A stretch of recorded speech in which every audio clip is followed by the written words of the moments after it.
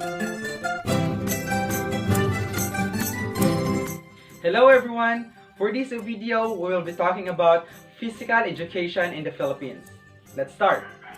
In 1901, physical exercise was one of the subjects introduced in the public schools. A regular program of athletics was developed.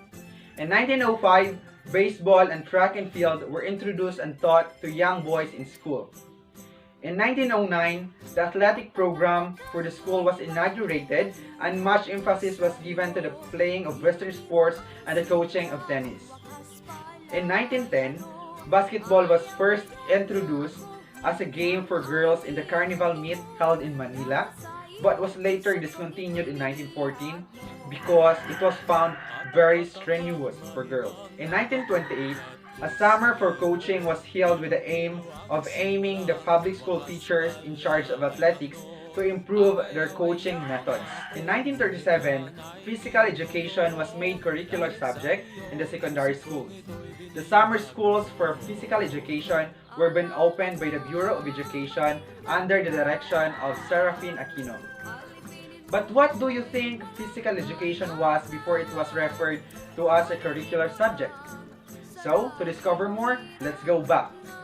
During the pre-Spanish periods, the Aborigines in the Philippines, the Negritos or Aitas, had a way of life similar to other people living in the primitive society.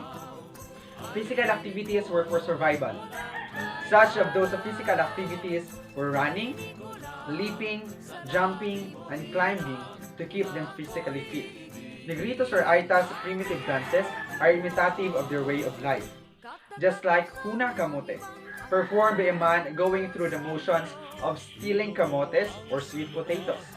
And they also danced for victory in a tribal war which they termed as Kanyao.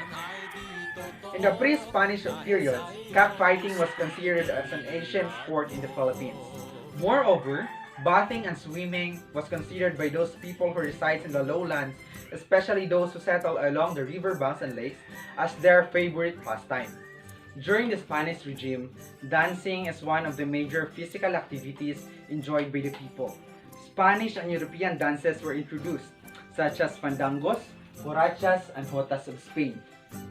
Some of the activities that were played by the Filipinos are pabitin, palo sebo, sungka, siklot, and piko.